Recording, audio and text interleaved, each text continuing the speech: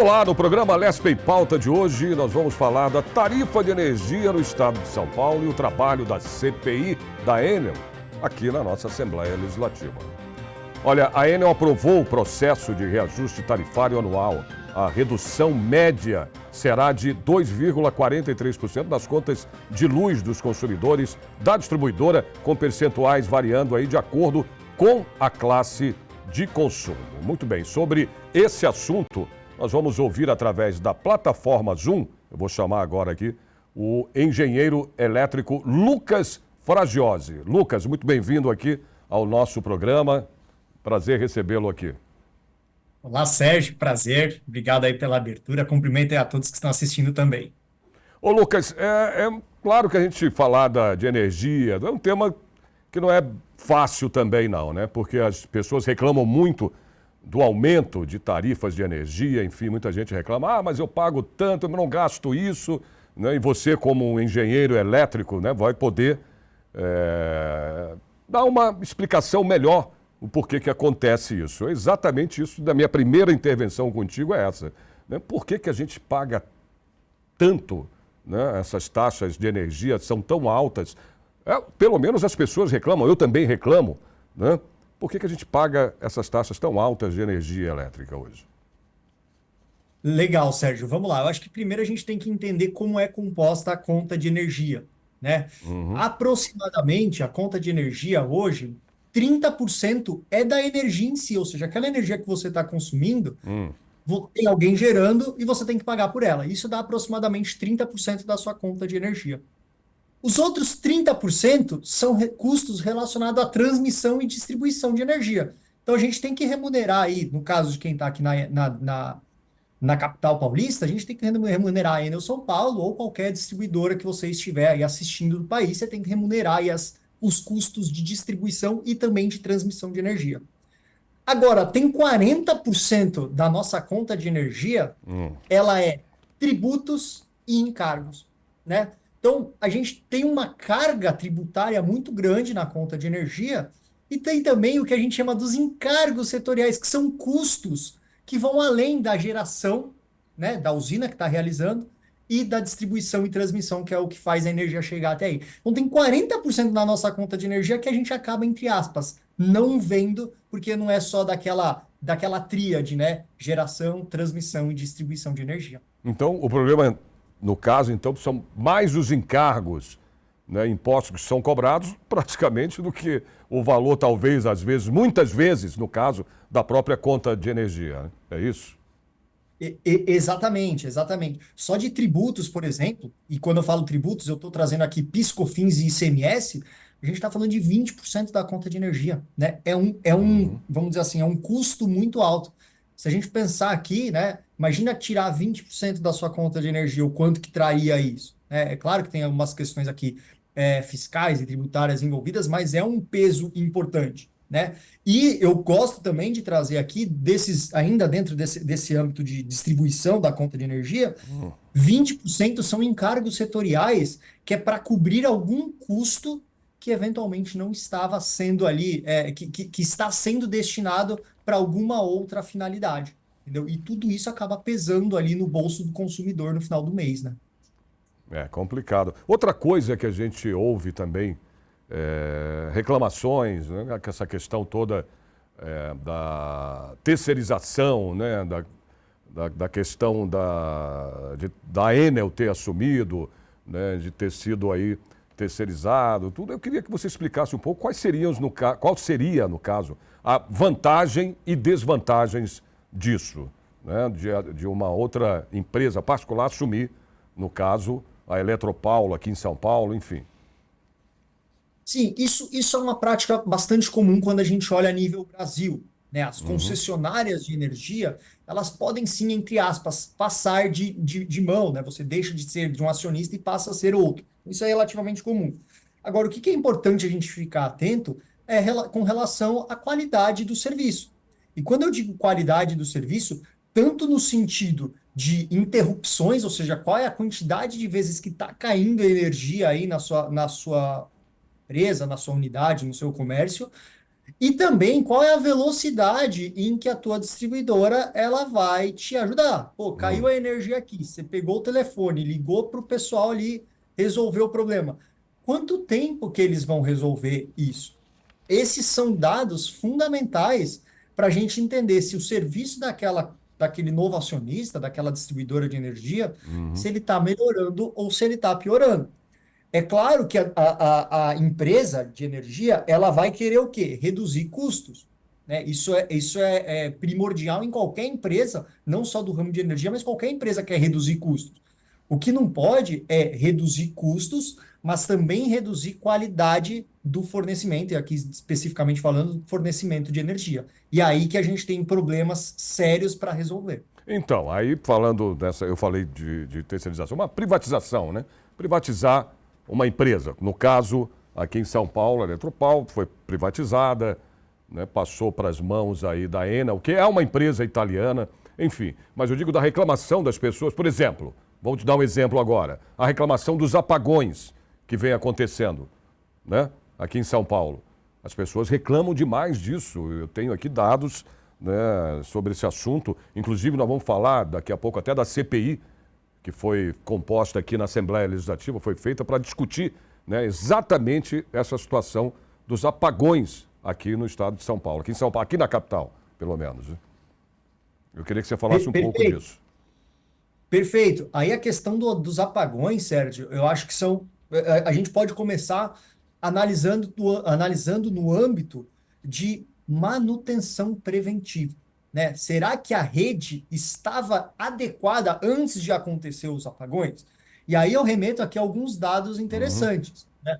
O consumo na cidade de São Paulo ele vem aumentando por dois motivos. O primeiro é atividade econômica crescendo, a econômica barra industrial crescendo, ou seja, o país está crescendo e São Paulo também está crescendo. E o segundo ponto, também com relação a ondas de calor. A temperatura média aqui na cidade de São Paulo tem aumentado ano após ano, e o calor é uma das principais fontes que fazem com que aumente o consumo de energia. Porque você liga ar-condicionado, você liga Sim. sistemas de refrigeração, ventilador, enfim, Uhum. tudo isso puxa muita energia, né? Então, assim, o primeiro ponto aqui de reflexão é: será que a rede ela estava adequada? Será que foram feitos os reforços necessários observando esse aumento de consumo? Acho que esse é o primeiro ponto para a gente pensar e discutir. E o segundo ponto para a gente também discutir, que é tão importante quanto é a equipe, ou seja, será que a equipe técnica que vai lá em campo mesmo e resolve o problema e troca um transformador e faz alguma manutenção na rede, troca a fiação, enfim, resolve o problema. Será que essa equipe ela tem aumentado, tem ficado estagnada ou será que ela tem diminuído? A gente tem alguns dados interessantes aí, até de diminuição aí nesse sentido, e isso é algo muito crítico, porque, pô, se eu estou aumentando o consumo, se eu estou aumentando as unidades consumidoras, né? Estão surgindo cada vez novas indústrias, comércios, prédios estão surgindo. E se Uhum. eu tenho uma equipe estagnada ou até mesmo reduzida, certamente você vai ter mais problemas aí para atender o fornecimento da energia dessas unidades quando a gente tem problemas de queda. Uhum. Bom, e nós tivemos aí, vamos falar da bandeira, porque eu falei na abertura, né, dessa tarifa agora de 2,43, né, por cento. Nós tivemos aí durante 2 anos a tarifa verde. Essa mudança, né, ela passa agora através a partir do momento que foi aprovado, né, passa para a tarifa amarela. Eu queria que você explicasse um pouco para o nosso telespectador como é que funciona isso. Boa, vamos lá. Eu acho que são coisas distintas, tá? Primeiro é a gente ver qual é a nova tarifa que vai ser aplicada pela Enel, que é exatamente essa que você trouxe aqui. Então a Uhum. gente teve, de fato, uma redução média aí dos consumidores de toda a área de concessão da Enel, uma redução de 2,43%. Esse é o primeiro ponto. Essa nova tarifa, Sérgio, ela vai valer por todo o período, ou seja, por 365 dias, ela vai valer por um É, ano, por um ano, está sim. garantido, vamos dizer assim, essas tarifas para todo mundo. Então, teve uma redução importante. Esse é um ponto. O segundo ponto é, neste mês de julho, está vigente a bandeira amarela. O que é bandeira amarela? A bandeira amarela, ela faz parte das bandeiras tarifárias, né? Que basicamente são acionadas quando tem um acionamento de térmica. Então a gente está aqui no inverno brasileiro, né? No inverno do Brasil, a gente tem o período seco do Brasil, onde menos se chove. E quando menos se chove, naturalmente você tem menos água no reservatório. Por ter menos água no reservatório, você não consegue despachar as usinas hidráulicas. Então, você precisa complementar com usinas térmicas, que são um pouco mais caras. A bandeira amarela, ela é o primeiro estágio da bandeira, então você teve que despachar algumas usinas térmicas. Existem ainda mais alguns degraus, tem a bandeira vermelha patamar um, a vermelha bandeira patamar 2. Tudo isso vai fazer o quê? Encarecendo, mas aqui é pontualmente, é só naquele mês. Se no mês seguinte voltar para a bandeira verde, que é o que a gente estava tendo aí em 2, 3 anos sequenciais, volta a o efeito aí daquela tarifa que você comentou de 2,43 Foi a a menor. tarifa verde estava de 2022 até 2024 agora, né? Quer dizer, 2 anos. Mas o que eu digo também, isso aqui, por exemplo, a situação mudou. Segundo diz a Enel, que as condições para a geração de energia, elas estão menos favoráveis, né? Essa é a grande verdade. A bandeira amarela, olha aí, ela foi acionada, claro, por razões, né, de previsão de chuvas, que está, no caso, abaixo do esperado, né, Lucas? Abaixo da média até o final do ano. Então, cerca de 50% aí abaixo, né? É o que se falou aqui, o que se diz aqui, pela expectativa de crescimento do consumo de energia no mesmo período. Então, isso, você fala, nossa, mas e agora? A termoelétrica, né, ela parece que eu não sei se a mais cara era um pouco do que a hidrelétrica, ou é o contrário? A Não, não. termoelétrica, ela A termoelétrica é é mais mais cara. cara, exatamente. Aí como é que fica a vida do consumidor também, né? Porque complica Exatamente. também. Então, assim, todo mês a ANEEL ela observa todo o parque gerador, ou seja, tudo aquilo que tem disponível Uhum. de água nos reservatórios, tudo aquilo que tem previsão de gerar com as eólicas, com as solares, enfim, ela olha para tudo e fala, olha, para essas condições, provavelmente a gente vai ter que despachar essas térmicas aqui que tem um custo. Por ter um custo, quem que vai pagar esse custo no final do mês? Somos nós, os consumidores, e aqui consumidores do mercado cativo, né? E aí você vai pagar o quê? No caso das bandeiras amarelas, você vai pagar R$ 2,98 a cada 100 kWh que você consumir. Então você vai pagar entre aspas, uma taxa a mais por conta disso, Uhum. tá? Por conta do acionamento dessas térmicas. Tá. Se o cenário, mês que vem, imaginemos que chegamos em agosto, o cenário piorou, né? Putz, e agora vai precisar acionar ainda mais térmicas, ainda mais caras.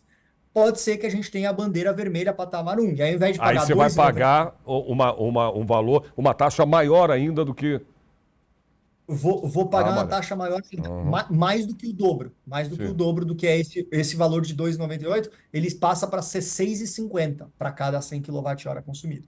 Entendeu? E no vermelho, patamar 2 ele fica 9,79. Então, assim, a Nossa, gente é. tem a gente tem escalas bastante agressivas assim para a gente, enfim, ficar atento e monitorando. Não é porque a tarifa baixou, a tarifa de placa baixou, que de fato a gente vai ter uma redução já de imediato. Nesse caso aqui, a gente vai ter até um leve aumento por conta da bandeira amarela e agora a gente vai monitorar o mercado. E a gente já vive, né, ô Lucas, num país quente, um país tropical, né? Também isso também tende a afetar, né, o consumo também de energia com ar-condicionados ligado, enfim. Mas também lá fora, ou um país que seja frio também, você tem aquecedores também, quando está frio. Então tudo isso incide, né, no aumento de energia. Isso é fato, né? Nós tivemos, inclusive, aqui, ô Lucas, uma CPI, você sabe muito bem disso, né?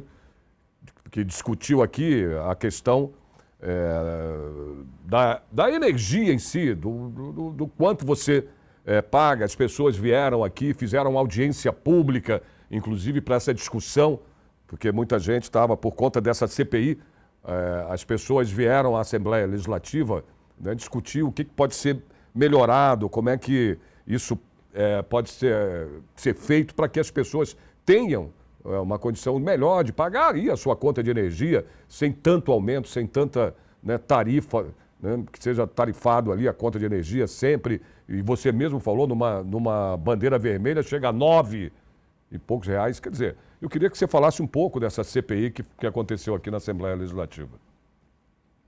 Perfeito. Essa CPI ela é exatamente para discutir se a Enel São Paulo, se ela está oferecendo o serviço que ela deveria estar oferecendo.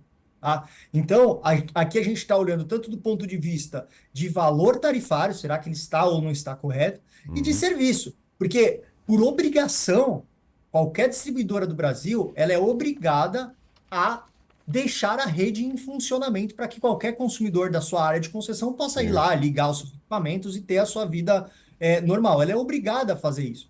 É claro que a gente tem momentos de queda de energia, acaba fazendo parte, uma tempestade caiu, aí estourou um transformador, vai ter queda de energia, vai.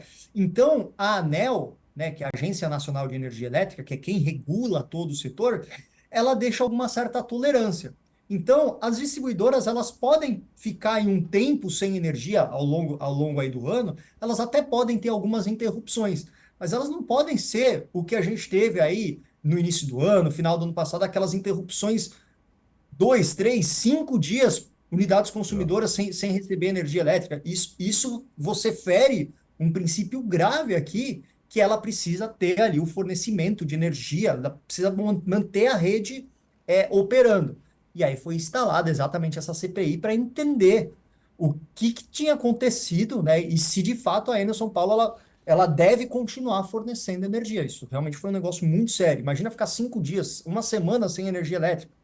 Não, o Negócio prejuízo, né, que as pessoas têm, o comércio, o prejuízo do comércio, enfim. Mas a gente acabou vendo isso, inclusive nas emissoras de TV, né, matérias feitas sobre isso, exatamente mostrando, né, como o consumidor, né, foi prejudicado, né, em relação a isso, essa situação. E a gente precisa da energia, não tem outro jeito, você não vive sem ela. Assim como você não vive sem água, né, você não vive sem comida. São coisas que, né? Então Você sabe, complicado. Ah, um dos pontos que estão sendo bastante discutidos aí no âmbito do regulatório do setor elétrico é que hoje a distribuidora ela acaba assumindo dois papéis. Ela assume o papel da protagonista da rede, né? Ela quem deixa a rede em pé, coloca uhum, ali o fio, poste, o transformador, e ela tem um segundo papel que ela compra a energia das usinas para fornecer para os seus clientes. Então ela faz esse papel de gestora, vamos dizer assim, né? Só que ela é remunerada só no serviço do fio, só no serviço da rede. Então, hoje tem uma série de discussões justamente para tentar separar isso. Será que a distribuidora de energia ela vai ser, ela é a principal empresa para fazer isso? E hoje já tem uma série de empresas que elas fazem exatamente essa função, que ela foca na atividade de compra e venda de energia, ela, como se fosse ações, enfim, comprar uma commodity e vender uma commodity, que é uma energia, as empresas já estão fazendo isso. E aí uhum. você separar essas atividades da distribuidora pode ser um caminho muito interessante, porque a partir de agora ela não vai ter mais duas atividades para gerir, ela só vai ter uma. Qual que é? Manter a rede energizada para que qualquer consumidor possa aí sobreviver com a sua energia elétrica. Uhum. Agora, voltando a falar da Enel, né? Da empresa, parece que, se eu não me engano, ela, depois de todos esses acontecidos aí, né? Da questão dos apagões, parece que ela está investindo, ou está com investimento aí de mais de 6 bilhões de reais. Você acha que isso é suficiente para suprir essa situação, essa necessidade de se manter uma energia? Investimento sempre é Não, fundamental. sim, sim. Ainda mais quando a gente olha para um setor que é absolutamente físico. Diferentemente aí de algumas outras casas de serviço, aqui a gente está falando que eu preciso ter o quê? Um transformador, ele precisa estar adequado, ele precisa atender aquele bairro, aquele quarteirão. Você precisa ter pessoas para que caso caia uma árvore, caso teve algum acidente de automóvel que derrube um poste, você precisa ter pessoas para ligar ali de forma rápida. Você precisa ter tecnologia É. para poder Uhum. fazer eventualmente religamentos automáticos. Então você nem precisa levar um técnico até lá e fazer alguma coisa. Imagina que foi só ali um galho que encostou aí, deu um curto-circuito e já parou o problema. Pô, não precisa às vezes deslocar um técnico até lá. E também tem um ponto aqui fundamental que é: e se eu enterrar a rede? Né? Boa parte hoje das ocasiões de queda de energia são ocasionados por fatores literalmente externos. Deu um Uhum. raio, um poste que caiu, algum curto-circuito. Então, quando você enterra a rede, você resolve muitos problemas de queda de energia. Claro que tem um ponto, o custo disso. Você enterrar a fiação, ela é muito mais caro do que você ter a fiação aérea. Então, esse investimento que você trouxe aí de 6 bilhões da Enel São Paulo, ele vai ser fundamental para isso. Melhorar a tecnologia, melhorar a equipe, melhorar a infraestrutura e, eventualmente, fazer as adequações aí subterrâneas Então, mas o necessárias. São Paulo tem esse projeto. Aliás, em partes aqui, né, já de São Paulo, você tem. Sei que é complicado. A cidade é grande, é enorme. Nós somos quase 16 milhões de habitantes hoje só na capital. Para você aterrar esses fios, né, de energia, claro, como você disse, isso aí seria uma melhoria incrível, principalmente na transmissão de energia, né, para a população. Agora, eu queria que você falasse também da tarifa de energia em São Paulo. Como é que ela mudou? Ela mudou nesses últimos 5 anos? De 5 anos para cá? Ela, ela mudou sim. Ela, na verdade, todo ano a tarifa ela muda, tá? E se a gente olhar nos últimos 5 anos, a gente teve, especificamente falando da Enel São Paulo, né, ou antiga Uhum. Eletropaulo, a gente está falando de um aumento de aproximadamente aí 23% Ah, da conta de energia. Isso está falando para o consumidor aí residencial, né? Então, 23% de aumento de energia, ele é um aumento muito considerável, significativo. né? Oh. Muito, pô, você quase aumentou 25 centavos, né, na sua tarifa, Uhum. proporcional a 100, claro, né? E isso é devido a principalmente aos contratos da distribuidora estarem atrelados principalmente à questão inflacionária, né, IGPM, IPCA, enfim, e aumento de custos, e aí eu volto, Sérgio, eu volto àquele Hum. ponto inicial, aumentos de custo lá daquela linhazinha do encargos. Aqueles custos que é para considerar uma série de outras coisas que vão além da geração, transmissão e distribuição, eles aumentaram muito. E isso está pesando hoje na conta do consumidor. Então, desses 23% aí que a gente paga, tem uma parcela bem significativa desses encargos. E quais são, no caso, ô Lucas, as previsões do aumento de tarifas aí para os próximos anos? Vamos dizer assim. Elas não são animadoras, Uhum. tá? A gente tem uma tendência grande aí Uhum. de alta, apesar da gente ter tido essa redução aqui nesse último ano, né? Essa que está valendo a partir de agora, de julho agora, a Essa gente tem de 2,43%. isso, a gente até teve ela, e essa redução, vamos dizer assim, ela foi contribuída principalmente ali por uma questão de alguns pontos, né? Uhum. Primeiro, teve o custo de Itaipu, que a partir de agora ele saiu um pouco da rede aqui, das distribuidoras aqui do Sudeste e Centro-Oeste, né? E ele vai ser composto por uma outra linha, então os consumidores eles deixam de pagar essa parcela, então a energia ficou mais barata, né? E você teve aquela conta Covid que foi realizada lá em 2020, quando teve ali o estouro da pandemia, ela está começando a ser bem atenuada. Então você teve ali, vamos dizer assim, mascarou possíveis aumentos, porque você tirou custos que até então eram importantes, tá? Só que quando a gente olha para o horizonte aí de 5 anos, por exemplo, né, a gente falou dos 5 anos passados, que aumentou esses 23%, e vamos olhar para os 5 anos a partir de agora, a gente tem custos importantes com energia, o valor, o preço da energia dos contratos da Enel São Paulo, eles tendem a aumentar conforme a inflação, isso que é um ponto importante. Custos com transmissão de energia, e isso deve impactar muito aqui os consumidores, principalmente aqui da região, né? Porque você está tendo investimentos de rede de transmissão, então naturalmente você tem que aumentar isso, né? Os Uhum. investimentos na rede de transmissão eles estão sendo maiores do que o crescimento de consumo, então você tem um aumento de custo disso. E tem a CDE, que é a Conta de Desenvolvimento Energético, que ela está trazendo uma série de custos adicionais muitas vezes fora do setor elétrico, que fogem aqui um pouco da alçada do setor elétrico, mas que estão sendo embutidas na conta do consumidor de energia. Então, esses três pontos, eles devem ter aumentos substanciais acima da inflação para os próximos anos aqui da Enel São Paulo. Outra coisa que eu queria saber se existe, ô Lucas, algum programa de eficiência energética, né, que possa reduzir a tarifa de energia aqui em São Paulo? O programa mais, vamos dizer assim, mais abrangente que a gente conhece é o programa de conservação de energia, né, que é o Procel. Esse é o programa que, vamos dizer assim, Qual que que é ele traz aí, Procel? Que é o é programa. o Procel, Proce- é o Programa Nacional de Conservação de Uhum. Energia Elétrica. Esse aqui é um programa pautado principalmente em você ter o uso mais eficiente da sua energia. Sabe aquela coisa de quando a gente sai da sala, apaga a luz Apaga a para não luz para deixar não. Exato. acabou o seu expediente no trabalho, desliga o computador, não deixa ele em stand-by, saiu ali todo mundo da empresa, desliguem o ar-condicionado. Esse tipo de ações são fundamentais. A compra do equipamento adequado. A gente sabe que tem equipamentos que são os mais gastões do que Uhum. outros. Então, tudo isso está ali Mas contido isso tudo dentro desse. ajuda, você falou de desligar as luzes, tirar da tomada, ou que seja o carregador, porque mesmo estando na tomada, se você está usando, há um gasto, né? Exato.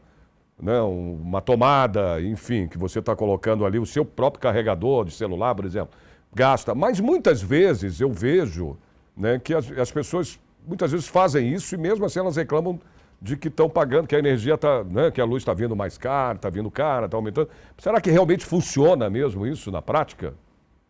É que aí são dois fatores combinados. Ah, Um é o quanto de energia você está consumindo. Será que o seu consumo aumentou? O segundo ponto é qual é o valor da tarifa que você está pagando. A gente já viu que a tarifa que você está pagando hoje, ela é quase 25% maior do que a tarifa que você pagava há 5 anos atrás. Então, a tua tarifa aumentou.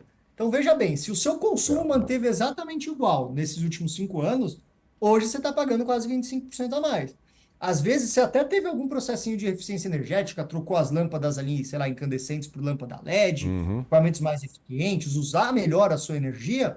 Então, você até fez uma queda no seu consumo, mas pela tarifa ter aumentado, você está com a sensação de que, pô, eu acho que eu estou gastando mais. Na verdade, você está gastando mais financeiramente, do ponto de vista de consumo.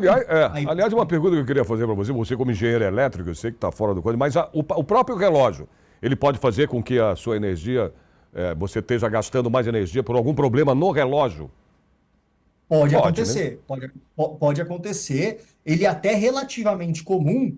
E aí, quando você tem uma medição errada, vamos dizer assim, aí você tem que chamar a sua distribuidora, tem que trocar o relógio e tudo mais, para que você, vamos dizer assim, para que você para que o relógio ele marque exatamente aquilo que de fato você está consumindo. Mas isso pode dar um alerta como? No caso da tua conta, que nem. Quer dizer, pode acontecer. Até comigo acontece, de variar muito a conta de energia. Isso pode ser? Isso pode ser um Sim, alerta também, na questão do relógio? pode ser um alerta. E aí eu costumo brincar que a questão do relógio ela pode ser tanto para cima quanto para baixo. Ah, tá. Então, às vezes ele está Bom saber disso. descalibrado, ele aumentou o seu consumo, ele dobrou o seu consumo. Ou ele está descalibrado e o seu consumo foi lá embaixo. Não é que você fez nenhum Uhum. grande processo aí dentro, mas ele está descalibrado. E a distribuidora ela tem prerrogativa de, se ela está te cobrando a menos, ela tem a prerrogativa de te cobrar o justo, né, baseado numa média de consumo. E por outro lado, se a distribuidora te cobrou a mais, ela é obrigada a te devolver em dobro esse valor. Então, se ela cobrou Uhum. lá R$ 20 a mais na sua conta de energia por um erro dela, mês seguinte, se você identificou o problema, conversou com eles são obrigados a te devolver R$ 40. Ah, tá. Bom, vamos continuar. Isso era uma dúvida que eu tinha, mas eu queria que você me falasse, explicasse também para o telespectador qual é a diferença, né, entre a energia, né, que é oferecida às residências e a dos comerciais, da parte comercial, né, no caso. Qual é a diferença? Do ponto de vista de energia, ela é exatamente a mesma. O que que muda? O que que muda é qual é a classe de tensão que cada consumidor está conectado. Então, por Uhum, exemplo, nós residenciais, a gente está na famosa baixa tensão. Significa que, né, a entrada da nossa energia é o famoso 110, 220, né? é, Então, acho que esse é o ponto. Quando a gente olha para indústrias, comércio e tudo mais, essa tensão muitas vezes pode bem ser maior. o que a gente chama de média e alta tensão. Então, ele está conectado em 13 mil volts, por exemplo, em 23 mil volts. Então, já está conectado na alta tensão, né? Média e alta tensão. E isso muda, assim, a energia gerada é exatamente a mesma, a infraestrutura é a mesma, o que muda é o valor da sua tarifa. Uhum, Quanto mais alta a tensão que você está conectado, mais baixa é o valor da sua tarifa. Por quê? Porque a rede ela está mais, entre aspas, ociosa. Como tem muita gente na baixa tensão, pô, a gente está falando de número de unidades consumidoras aqui, beirando a 10 milhões de unidades consumidoras aqui em São Paulo, né, capital. Tem muita gente usando a rede, está bem sobrecarregada. Lá em média e alta tensão, principalmente ali acima de 34 mil volts, você já tem menos acessantes nela e naturalmente o valor da tarifa fica mais barato, porque o serviço da distribuidora é melhor, é mais ocioso. Uhum. E a questão de horários, de consumo, no horário, Lucas, ela varia também? Por exemplo, o consumo da tarifa de energia de acordo com o horário de consumo em São Paulo? Quem é residencial e está que a gente chama na tarifa convencional, não varia. Então, você consumir, independente da hora que você consome, Ah, o valor que você paga na sua energia é sempre o mesmo. Agora, se você está na famosa tarifa branca, né, você como consumidor residencial está na tarifa branca, ou se você aí como empresário, dono da empresa, está nessa média e alta tensão, aí começa a ter diferença. Horário de pico e horário, né, o horário de ponta e o horário fora de ponta. Basicamente é uma sinalização para, como todo mundo quer consumir no horário de pico, aqui no caso de São Paulo, né, entre 5 e meia da tarde e 8 e meia da noite, a rede fica sobrecarregada. uhum. Então, a distribuidora ela te cobra um valor adicional se você consome nessas horas. Nas demais horas do dia, como a rede está mais ociosa, é mais barato consumir. Então, fica a dica aqui para você que é consumidor residencial, faz essa verificação. Será que você consome no horário mais próximo ao horário de ponta? Será que você consome mais ao longo do dia? Para ver se faz sentido ou não você migrar para essa tarifa branca. Você, consumidor na média e alta tensão, vamos utilizar melhor a sua energia ao longo do tempo. Será que a gente não consegue fazer algum processo de mudança de horário, né, para que você economize energia? Isso tudo é muito importante.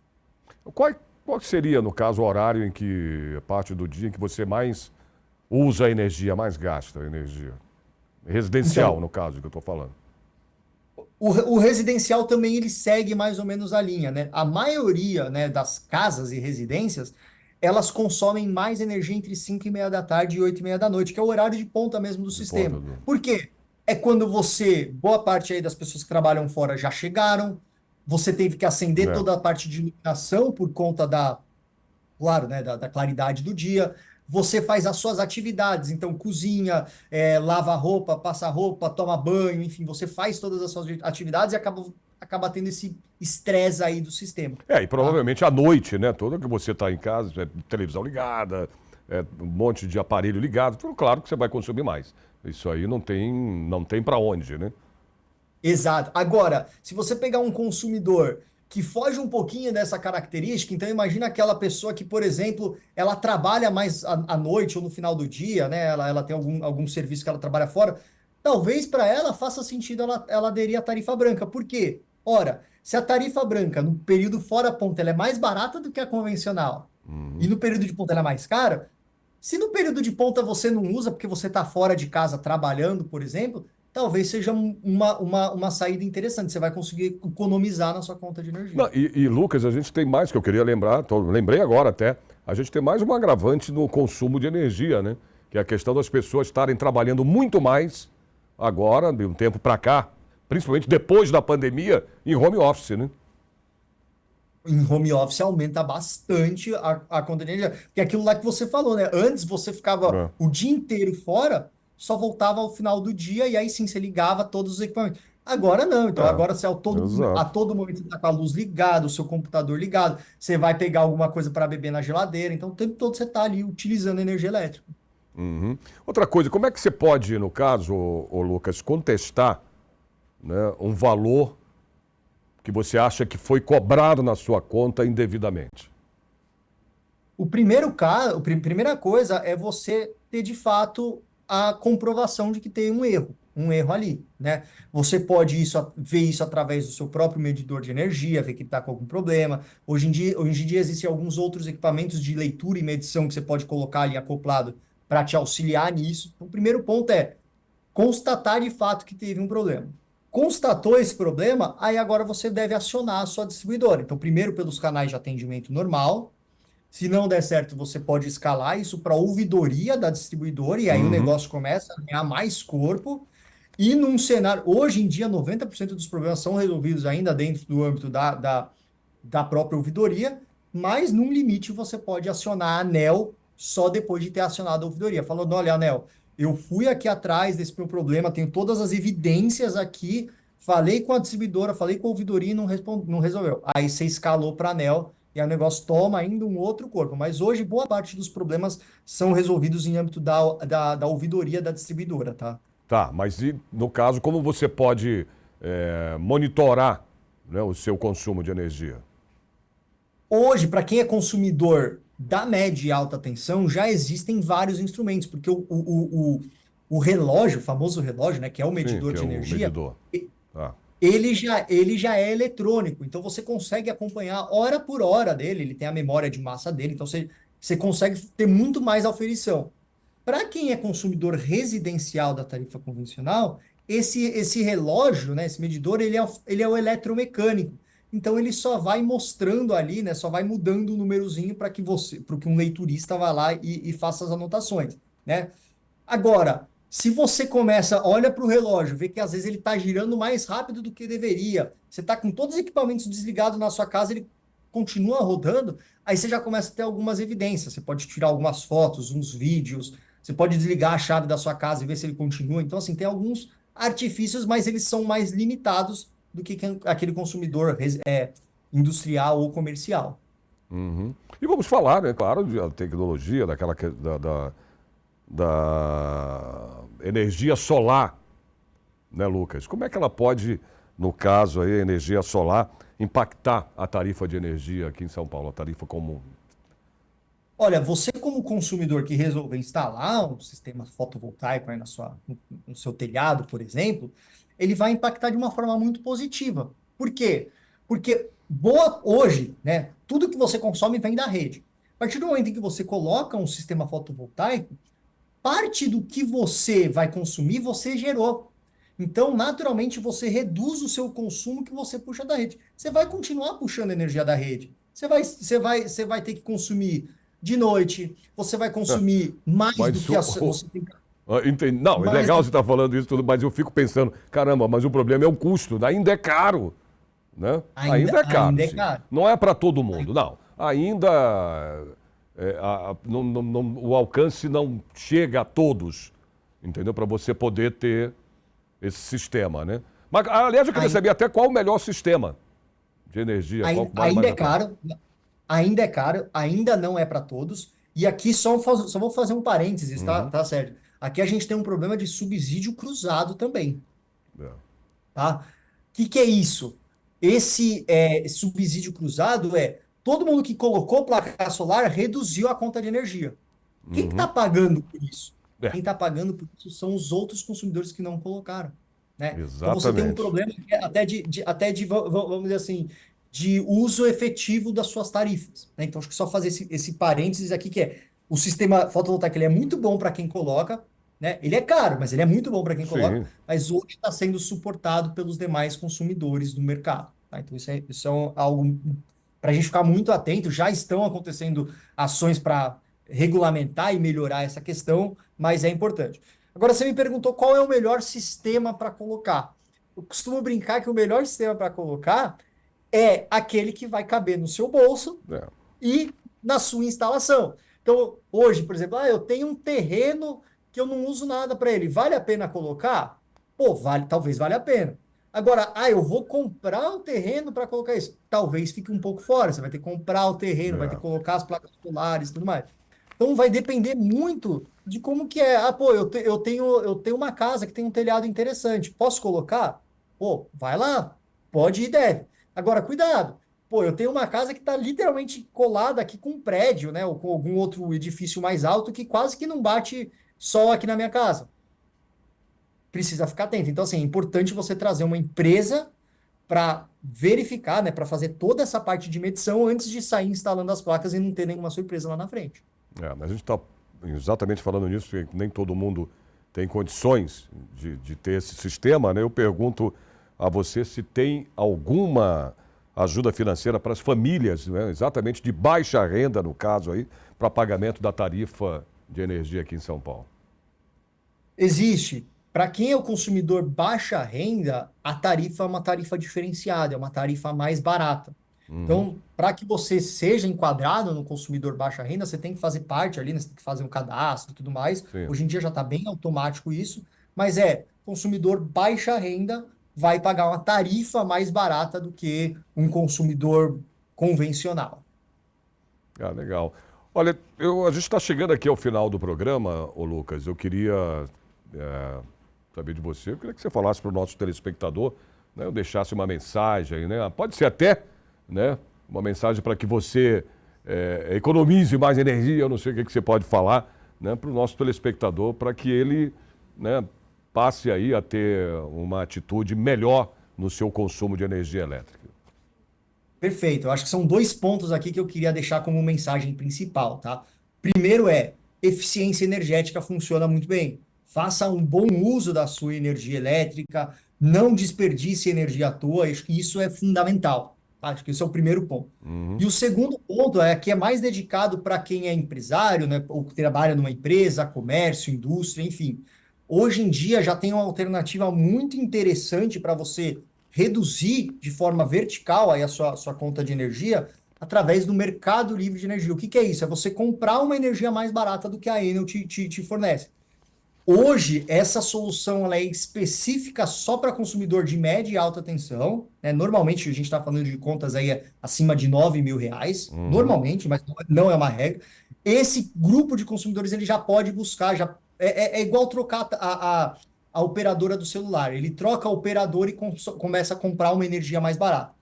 Ainda não é possível para o consumidor residencial, mas nós, Brasil, né, está caminhando para isso, assim como já é em boa parte dos países europeus, Estados Unidos, Canadá, Japão, enfim, todos esses países já têm essa liberdade de energia, de você escolher o fornecedor. Aqui a gente está caminhando.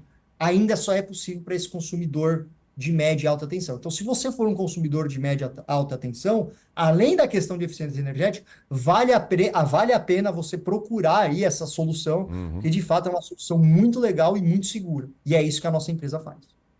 Perfeito. Lucas, obrigado pela tua participação aqui no nosso programa, né, bem esclarecedora, tudo que você comentou, falou aqui para o nosso telespectador, aqui da nossa rede Alesp.